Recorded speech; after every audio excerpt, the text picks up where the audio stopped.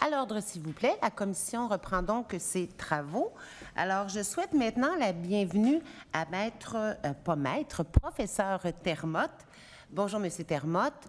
Alors, vous allez disposer d'une période de 10 minutes pour avant de débuter l'échange, mais vous allez vous présenter et par la suite, je vais pouvoir prêter la parole à nos intervenants. La parole est à vous. Alors, avant tout, je voudrais vous remercier de l'invitation parce que vraiment, à mon âge très avancé, vous me donnez l'illusion que peut-être je peux encore être utile à la société qui m'a accueilli il y a maintenant plus d'un demi-siècle. Mais vu que vous avez des journées très chargées, je vais aller le plus vite possible. Je ne peux que dire du bien de la proposition qui concerne à faire augmenter progressivement le nombre d'immigrants permanents de 50 à 60 000.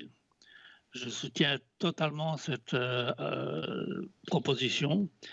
À ces 60 000, il faut ajouter ceux qui proviennent du programme d'expérience québécoise, disons à 10 000, ce qui nous donnerait quelque chose comme 70 000 immigrants permanents. Ça équivaut à un taux d'immigration, c'est-à-dire le pourcentage d'immigrants par rapport à la population, de 0,8 dixièmes de 1%. C'est énorme, c'est un des taux d'immigration les plus élevés au monde. On est battu uniquement par le reste du Canada. Et donc, en ce sens-là, il faut saluer cette proposition. Le deuxième aspect fondamental de cette proposition, c'est que cette immigration doit de plus en plus être, si possible, quasiment totalement francophone. Sur le point de vue francophone, je reviendrai plus tard. Moi, ce qui m'intéressait dans les 60 000 qu'on propose, c'est que finalement, ça rejoint ce que j'avais proposé il y a 2 ans dans un rapport au ministère de l'Immigration, au MIFI, où j'avais, pour des raisons démographiques, proposé 58 000.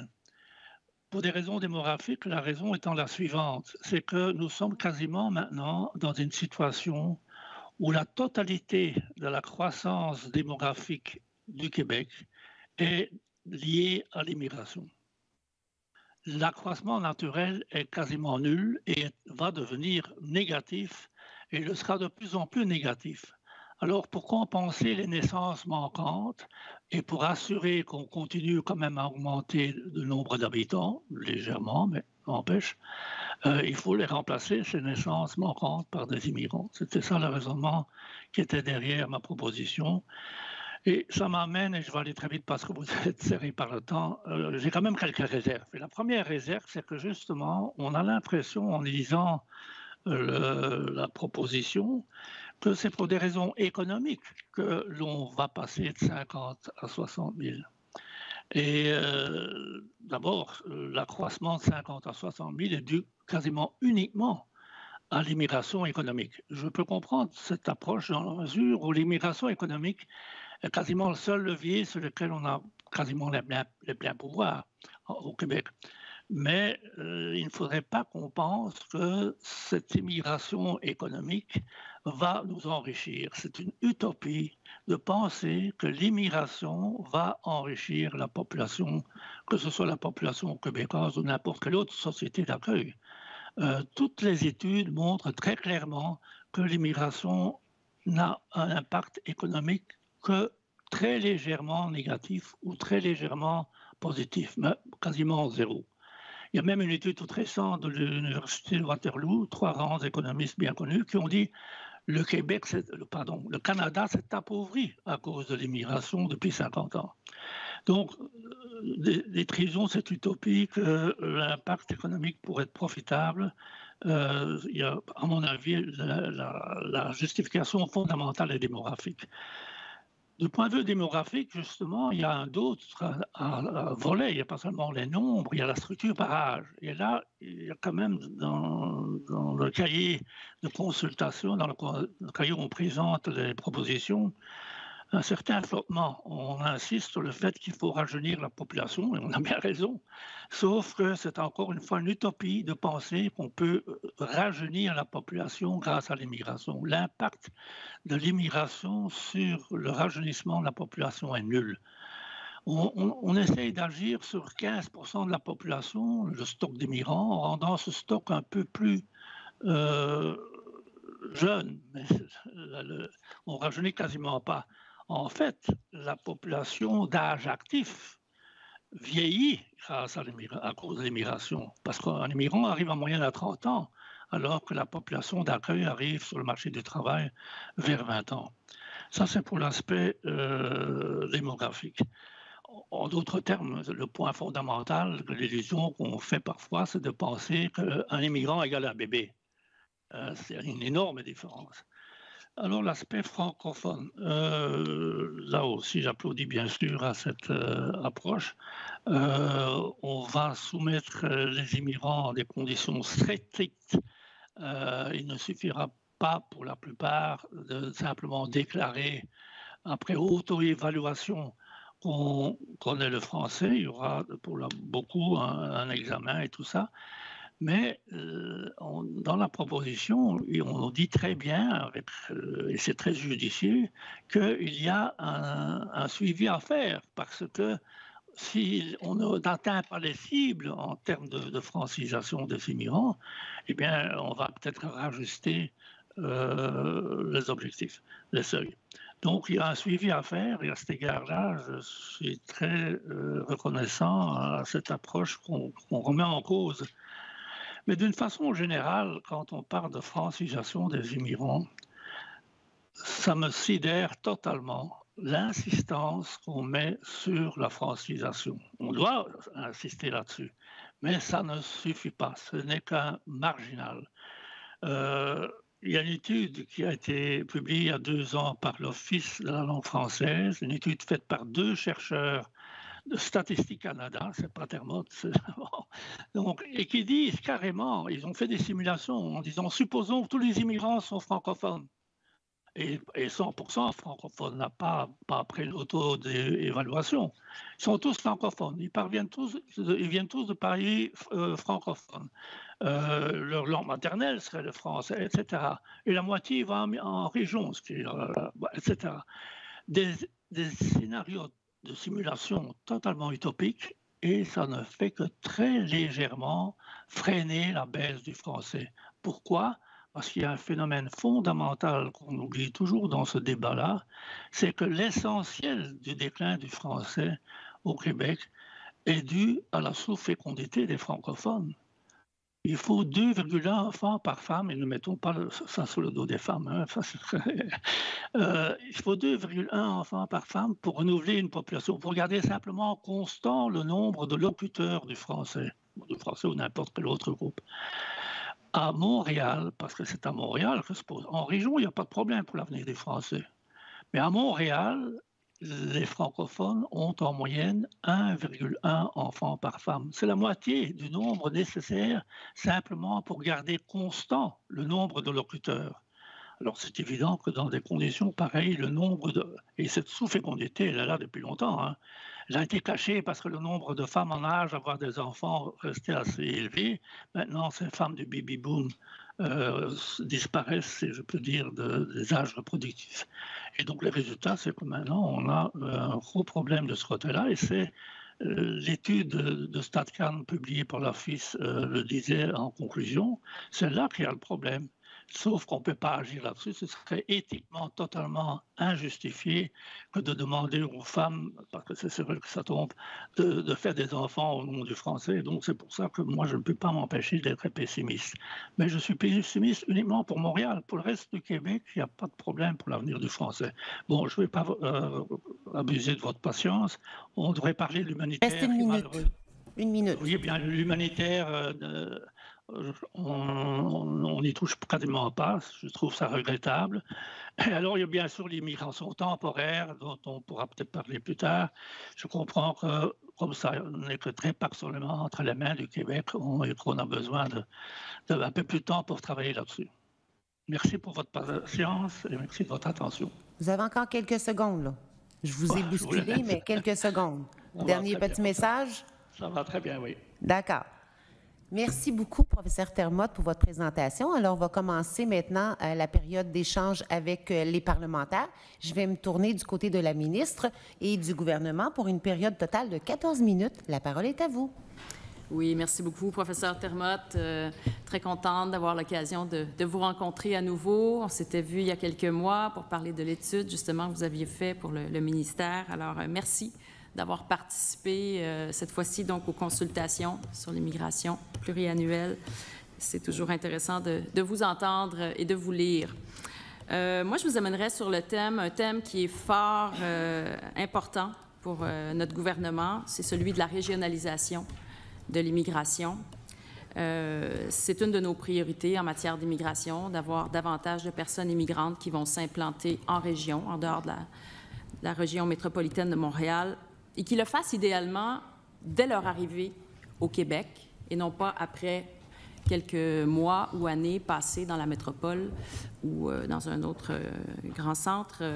Donc, moi, je voyais qu'à la recommandation, à la page 22, la recommandation 3.7, vous évoquez en fait la création de pôles d'immigration dans d'autres centres urbains que dans la métropole, donc à l'extérieur de Montréal. Alors, moi, je me demandais qu'est-ce que notre ministère pourrait faire pour favoriser la création de ces autres centres urbains avec un noyau important de personnes immigrantes. Quelles nouvelles mesures nous permettraient d'atteindre cet objectif-là? Je dois dire qu'on a déjà pris un certain nombre de mesures au cours des dernières années et ça semble donner des résultats très intéressants parce qu'on est passé à 20 des personnes qui habitaient en dehors de la région métropolitaine de Montréal en 2016, des personnes qui étaient arrivées 2 ans auparavant. Donc 20 en 2016. En 2022, on était rendu à 31,5 de personnes qui habitaient en dehors de la région métropolitaine de Montréal 2 ans après leur arrivée. Donc un bond de 50 au cours des 8 dernières années, ce qui est très intéressant, mais on ne veut pas s'arrêter là. Notre volonté, c'est d'aller de l'avant encore plus haut. Alors, qu'est-ce qui pourrait être fait, de votre point de vue, pour favoriser encore cet élan-là? Alors, j'ai intentionnellement pas parlé dans ma très brève présentation de la régionalisation, mais d'autant bien que ça allait arriver sur le tapis. Et effectivement, dans le cahier de consultation, on parle à plusieurs reprises de la régionalisation. Le problème avec la régionalisation, c'est que, et je trouve vos efforts très louables, c'est que ça fait 50 ans qu'on en parle et que ça n'a quasiment pas bougé. Ça bouge un tout petit peu dans la mesure où les immigrants s'installent dès leur arrivée, souvent un peu plus à l'extérieur de la région métropolitaine de Montréal, mais c'est en périphérie de la région métropolitaine. C'est plutôt un phénomène de déconcentration qu'un phénomène, disons, de vraiment s'installer en région. Alors, il faut aussi bien insister quand on parle de la régionalisation sur le fait que le profil des immigrants qui s'installent en région est pas mal différent de ceux qui s'installent à Montréal. On ne peut pas dire a priori si ce sont pas éventuellement, s'il n'y a pas une sélection, un biais de sélection, dans la mesure où beaucoup d'immigrants qui s'installent en région, dans les quelques grands centres qui en reçoivent, Québec, Trois-Rivières, Sherbrooke, eh bien, pour souvent, nombre d'entre eux sont très scolarisés. Ils font par exemple partie de l'université ou de cégep. Donc, il y a un biais de sélection. Ou bien ils vont travailler à l'autre niveau de scolarisation, éventuellement dans l'hôtellerie, dans la restauration. Donc, où ils peuvent avoir une niche.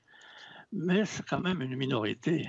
Ce qui est très important de souligner, ça rejoint votre approche, c'est que ceux qui s'installent en région, même s'ils sont encore très minoritaires, s'intègrent beaucoup mieux, et linguistiquement et économiquement, que ceux qui vont à Montréal. Maintenant, pourquoi dans ces conditions continuent-ils, même s'il y a certains progrès, à s'installer à Montréal? C'est qu'au Québec, comme dans toutes les autres sociétés d'accueil, on observe le même phénomène. Les immigrants vont là où leurs congénères, si je peux dire, sont déjà présents. Ils vont rejoindre leurs semblables. Ça a toujours été comme ça. C'est partout pareil. En Ontario, ils vont à Toronto. En Colombie-Britannique, ils vont à Vancouver. En Allemagne, ils vont à Berlin, etc. Et donc, c'est un phénomène général et il y a une raison bien forte à ça et qui est, à mon avis, dominante, c'est l'importance des réseaux sociaux. Pas les réseaux sociaux médiatiques, là, mais les réseaux sociaux familiaux, géographiques. On rejoint ses semblables provenant du même village. Et c'est dans ce sens-là que ma proposition était de dire, ben, essayons de construire la même chose et commençons par Québec. Et j'ai compris qu'à Québec, on est en train de créer un début de pôle d'attraction pour créer un niveau critique suffisamment élevé d'immigrants qui correspondrait à cette idée qu'il faut faire jouer ce qu'on appelle dans le jargon le réseau des parents et amis. Et donc, sauf que ça, c'est un processus de très long terme. Alors, vous commencez le court terme dès aujourd'hui, je vous en félicite, mais ça va prendre du temps avant qu'on voit les effets. Et donc, il ne faudrait pas... en plus, c'est très bien de dire on les attire, mais est-ce qu'ils vont rester? Bon, 2 ans, ce n'est pas nécessairement suffisant. Et donc, bon, il y a des exemples, on peut jouer sur les réfugiés, mais ça a donné des expériences malheureuses. Il y a des leviers, mais ce n'est pas évident et ça prend surtout beaucoup de temps pour réaliser. À partir de quand vous considérez que le niveau critique minimal est atteint? Et est-ce qu'il faut qu'il soit composé de gens d'une même communauté? Ou le simple fait d'avoir des immigrants, peu importe leur pays de provenance, constitue un réseau fertile, un terreau fertile pour faire en sorte d'attirer d'autres immigrants? Est-ce que pour vous, il y a une distinction à faire? Certainement, je trouve votre réflexion très pertinente dans la mesure où, justement, ce serait dangereux, à mon avis, de demander un seul critique pour une seule communauté. Une des chances de l'immigration québécoise, une des qualités, c'est la diversité, justement. On n'a pas les problèmes que d'autres pays d'immigration ont parce qu'il y a une diversité considérable. Et donc, ce serait, à mon avis, très dangereux de dire on va arriver à créer un pôle, disons, à Québec, uniquement avec une ou deux communautés. Ça serait vraiment, à mon avis, il faut pas que ce soit trop homogène, sinon on va se créer des problèmes. Et c'est justement ça qui est compliqué, c'est que créer des pôles avec une multiplicité de communautés, ça, ce n'est pas évident et ça va prendre du temps. Ça va demander la présence et la collaboration soutenue des communautés elles-mêmes. Et donc, je vous souhaite bon courage et je ne survivrai malheureusement pas. Mais comme je vous dis, on est quand même sur la bonne voie. Hein? Les statistiques le montrent. Il y a eu une belle amélioration là, de 50 % au cours des 7-8 dernières années. Je vous amènerai maintenant à la page 21, à votre recommandation 3.6, en fait. Vous faites référence au fait qu'il faudrait limiter le regroupement familial aux enfants en bas âge et à la personne conjointe. Qu'est-ce que vous entendez, en fait, par enfant en bas âge? Est-ce que, de votre point de vue, là, ce ne serait pas tout enfant d'âge mineur qui devrait être priorisé quand il s'agit de réunification avec les parents? Vous donnez une priorité certainement, selon là? Du point de vue humanitaire, c'est évident. Il faut que tous les enfants puissent être là. Sauf que j'ose dire que ce n'est pas en faisant venir des enfants qui ont 18 ou 20 ans qu'on va rajeunir beaucoup la population. Pour rajeunir une population, il faut faire venir des enfants en très bas âge, des orphelins. Je faisais un plaidoyer pour l'adoption internationale. Je ne sais pas si on a fait suffisamment d'efforts dans ce sujet. Donc, pas question, évidemment, de dire on ne fait venir que des enfants entre 0 et 5 ans. Alors, il faut faire venir tous les enfants. Le regroupement familial, c'est de l'humanitaire, justement. Et l'humanitaire, d'ailleurs, moi, en fait, indirectement, j'osais faire un plaidoyer pour arrêter, mais ça, on est en train d'y arriver, de faire venir des parents. Faire venir les parents, ça vieillit la population. Les parents des immigrants, je veux dire. Faire venir les frères et sœurs, etc. Donc, mon plaidoyer, c'était limitons-nous aux enfants et, si possible, en bas âge. Et indirectement, ça voudrait dire une immigration, disons, l'immigrant serait âgé de 20 ans, il aurait quelques enfants de 0 à 2 ans. Et il faudrait essayer, à mon avis, de soutenir les jeunes ménages qui viennent s'installer chez nous pour les inciter à avoir des enfants. souvent, ils viennent de pays qui ont quand même un niveau de fécondité supérieur au nôtre. Et on constate malheureusement que dans beaucoup de cas, ils s'adaptent très vite à la sous-fécondité de la population d'accueil. Et il faudrait essayer d'éviter ce phénomène-là en soutenant par plusieurs moyens financiers les jeunes ménages qui nous arrivent, en les incitant financièrement à avoir des enfants. Merci, Madame la Présidente. J'aimerais rendre disponible le temps qui reste à une collègue. Merci beaucoup.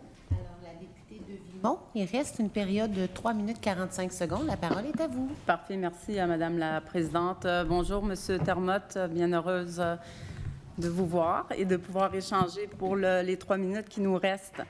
Alors, vous savez, avec la loi 96 et Francisation Québec, l'approche qui a été retenue pour la francisation comporte environ 3 volets. On parle de la francisation des individus, la francisation en entreprise et puis la francisation familiale, donc parents et enfants.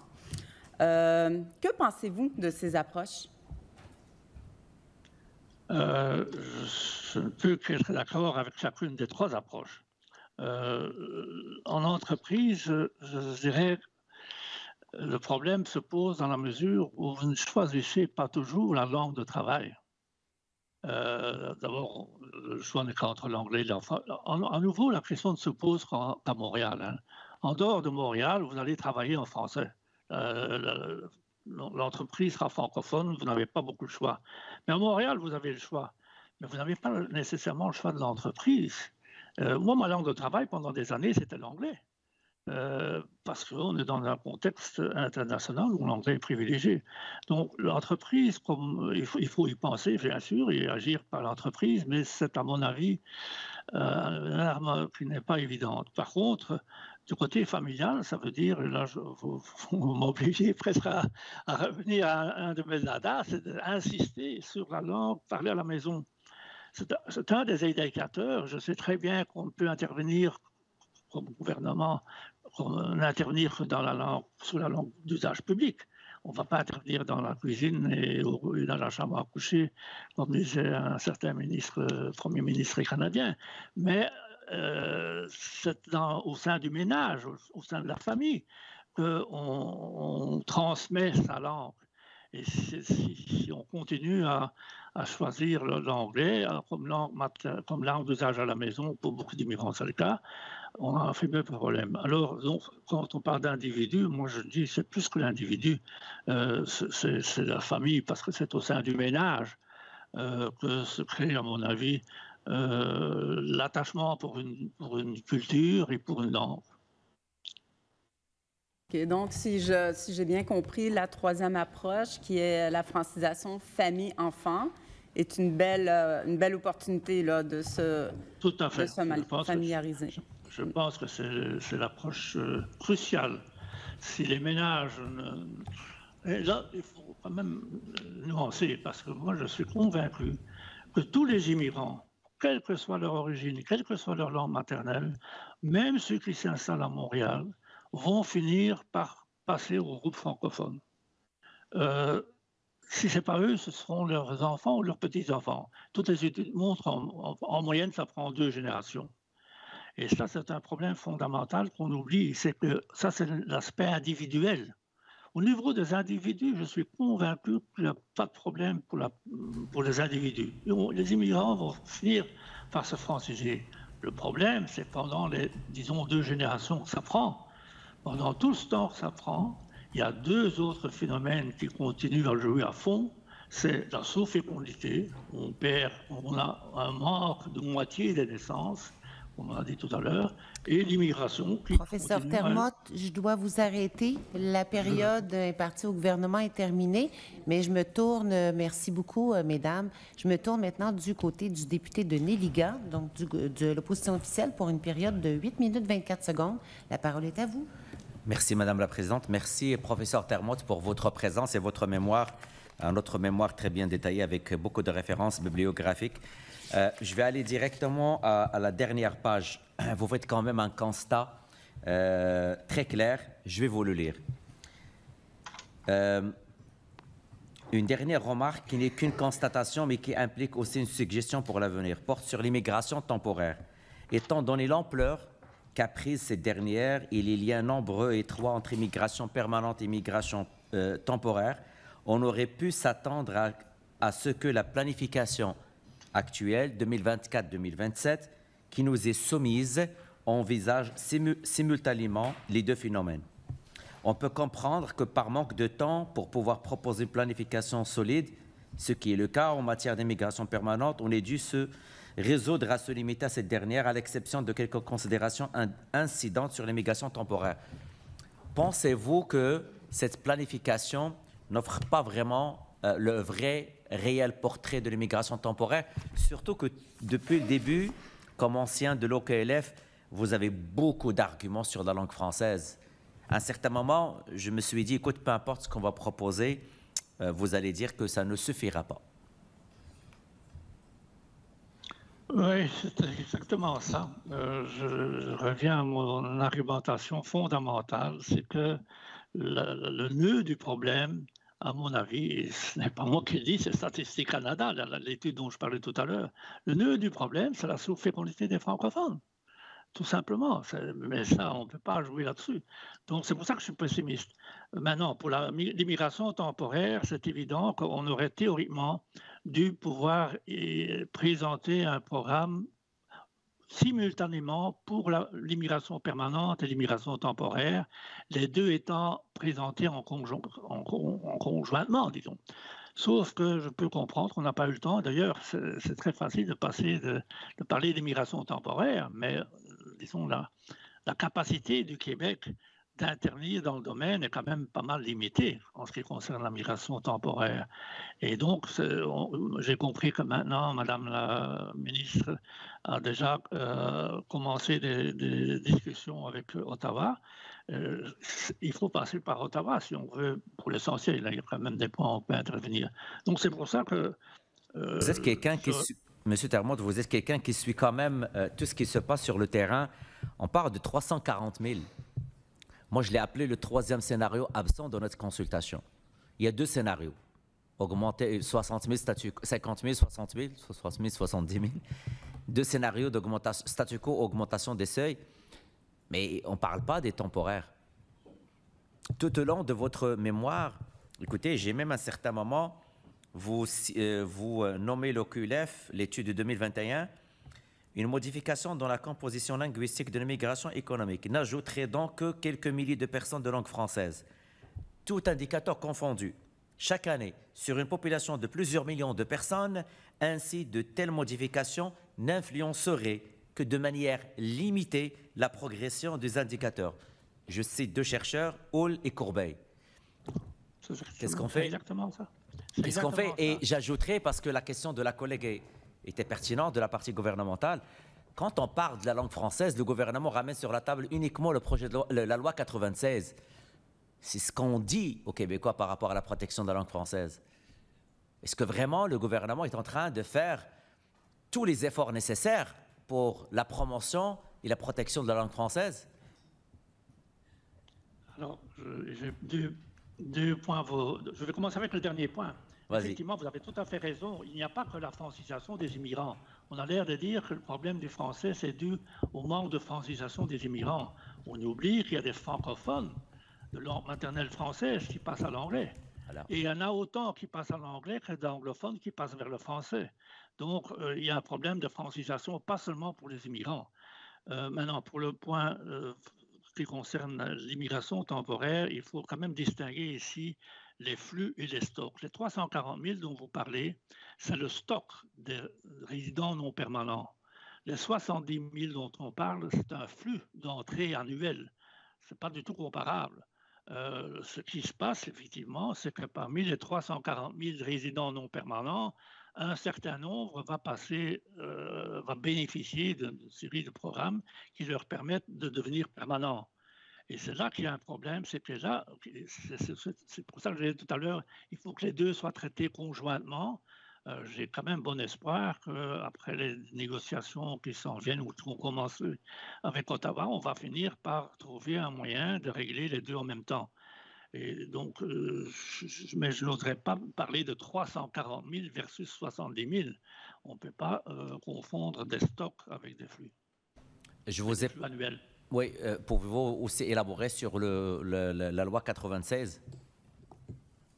La loi 96, disons, elle concerne pas seulement, elle devrait concerner autre chose que les immigrants, c'est un peu ça que je voulais dire. On oublie qu'il y a un problème pour l'avenir du français, et encore une fois, c'est uniquement à Montréal. Parce qu'à Montréal, un immigrant a le choix. Dans toute autre société d'immigration, l'avenir de la langue du pays d'accueil n'est pas remis en cause. Il n'y a aucun danger pour que le finnois disparaisse en Finlande. Le finnois n'est pas une langue internationale, je me sens. Et tout le monde parle couramment l'anglais. Et ça vaut pour tous les pays scandinaves, ça vaut pour les Pays-Bas, ça vaut pour la Flandre en Belgique. On parle flamand en Belgique, mais on parle aussi l'anglais. Ça ne met pas en danger le flamand, parce qu'il y a un problème fondamental derrière tout ça, et je suis heureux que vous m'ayez obligé à en parler, c'est le problème de la territorialisation linguistique. Si vous vous installez dans n'importe quelle société d'accueil, vous êtes soumis à la loi du sol, vous allez devoir payer la langue de la société où vous vous installez. Sauf à Montréal, où, comme immigrant, vous avez le choix. Avec comme résultat qu'il y a quelques centaines de milliers de personnes qui vivent depuis des années à Montréal et qui ne connaissent même pas le français. Dans votre mémoire, vous avez dit qu'il faut inclure dans le calcul les immigrants temporaires. Pourquoi vous pensez que les immigrants temporaires doivent être inclus dans le calcul? Parce que justement, un nombre assez considérable d'immigrants temporaires vont choisir de rester au Québec. Et on a tout intérêt à essayer de les garder. Ils sont déjà là. Ils se sont déjà, par définition, presque intégrés économiquement et parfois, espérons-le, linguistiquement. Donc, c'est ce passage du statut de temporaire, de ce passage possible du statut de temporaire au statut de permanent qui nous oblige à considérer les deux en même temps. Et on le fait d'une certaine façon dans la présentation actuelle, puisqu'on a prévu que ceux qui sont dans le programme d'expérience québécoise, il n'y a pas de plafond et on en tient compte, donc indirectement déjà. Ouais, il me reste 30 secondes. J'aimerais bien vous entendre sur les efforts de régionalisation. Qu'est-ce que vous en pensez? Il y a des efforts, mais là aussi je suis, disons, un peu pessimiste parce que l'expérience montre que c'est ultra difficile, que ça prend énormément de temps et on n'est pas le seul à avoir ce problème-là. Et on essaye de tous les côtés et il n'y a aucun pays qui a réussi à régionaliser. On va faire de grands efforts, j'applaudis, mais il faudra attendre longtemps avant qu'on voit les résultats, je le crains. Professeur Termotte, merci beaucoup. On a terminé cette partie des échanges avec l'opposition officielle. Je me tourne maintenant vers la deuxième opposition avec le député de Saint-Henri-Sainte-Anne. Une période de 2 minutes 48 secondes. Le temps est à vous. Merci beaucoup, professeur. Ce fut fort instructif. Je rebondis sur quelques affaires. Vous avez parlé du beau rôle des familles immigrantes et des familles avec des enfants, là, qui était un facteur positif quand ils arrivent dans leur jeune âge. Jusqu'à récemment, on avait une pondération, une grille de pondération qui accordait des points aux enfants dans notre grille de pondération. Cette grille-là, par contre, elle disparaît et il n'y a aucun critère ou aucun point associé aux enfants dans la nouvelle grille d'invitation. Donc, moi, je pose la question et je trouve ça dommage. On pouvait obtenir jusqu'à 8 points pour nos jeunes enfants. Je pense que c'était une mesure qui entrait ou qui fonctionnait avec ce que vous avez souligné. Je me permets sur un point.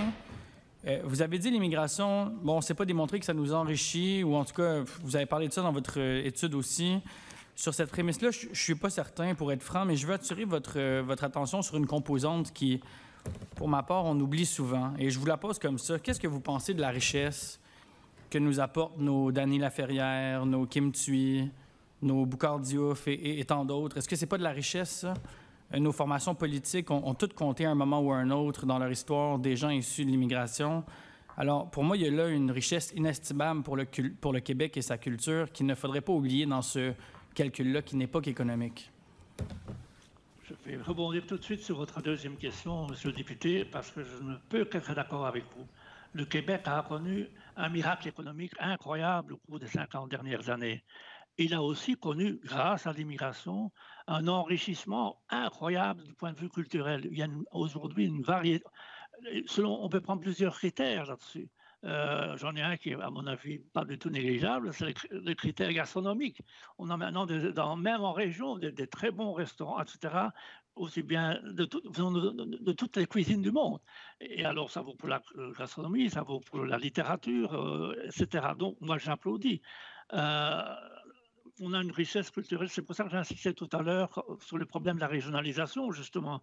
C'est que pour régionaliser, en se fondant que sur une ou deux communautés dans quelques centres en dehors de Montréal, à mon avis, c'est dangereux. On a une qualité au Québec, une diversité incroyable dans l'immigration, qui est une richesse, et à laquelle vous faites référence, et à laquelle je ne peux qu'être d'accord. Sauf qu'il y a une dimension culturelle qu'on ne peut pas oublier, c'est quand même la langue. Et là, il y a un gros problème. À Montréal, encore une fois, j'insiste là-dessus.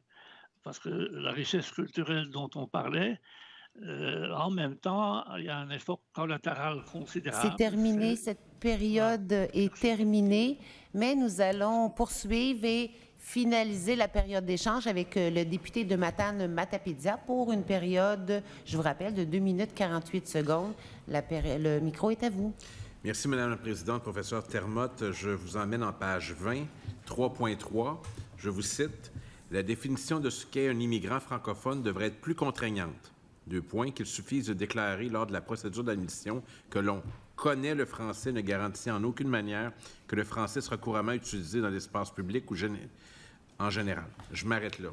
Ce que vous suggérez, c'est que on s'en tire relativement à bon compte. On n'a qu'à dire qu'on est francophone pour qu'on nous laisse passer.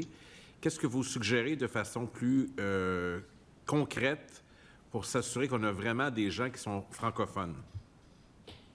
Vous avez soulevé une question qui, évidemment, m'interpelle également.